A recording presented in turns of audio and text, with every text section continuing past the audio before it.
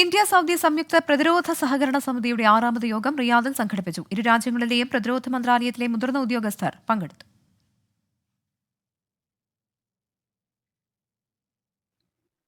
റിയാദിൽ വെച്ച് ബുധനാഴ്ചയാണ് യോഗം ചേർന്നത്. സാമൂഹിക, സാംസ്കാരിക, സാമ്പത്തിക മേഖലകളിൽ ഇന്ത്യയും സൗദിയും തമ്മിൽ നൂറ്റാണ്ടുകളായി നിലനിൽക്കുന്ന സൗഹൃദ ബന്ധങ്ങളും പ്രതിരോധ രംഗത്തെ സഹകരണം ശക്തിപ്പെടുത്തുന്നതിനുള്ള നൂതന മാർഗങ്ങളും യോഗത്തിൽ ചർച്ച ചെയ്തു. സൈനിക പരിശീലനം, പ്രതിരോധ വ്യവസായം തുടങ്ങിയ മേഖലകളിലുള്ള സഹകരണം വിപുലമാക്കുന്നതിനുള്ള ആശയങ്ങളും യോഗത്തിൽ പങ്കുവച്ചു. ഇരു രാജ്യങ്ങളും തമ്മിലുള്ള പ്രതിരോധ സഹകരണം പ്രോത്സാഹിപ്പിക്കുക എന്ന ലക്ഷ്യത്തോടെ നേരത്തെ ഒപ്പുവെച്ച ധാരണാപത്രത്തിൻ്റെ അടിസ്ഥാനത്തിൽ പ്രവർത്തിക്കുന്ന ഒരു സ്ഥാപന സംവിധാനമാണ് സംയുക്ത പ്രതിരോധ സഹകരണ സമിതിയെന്ന് സൗദിയിലെ ഇന്ത്യൻ എംബസി പുറത്തിറക്കിയ വാർത്താക്കുറിപ്പിൽ വ്യക്തമാക്കി.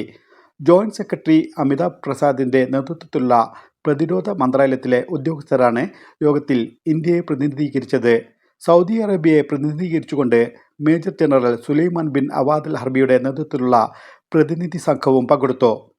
ഇസ്മായിൽ പയ്യോളി, 24, റിയാദ്.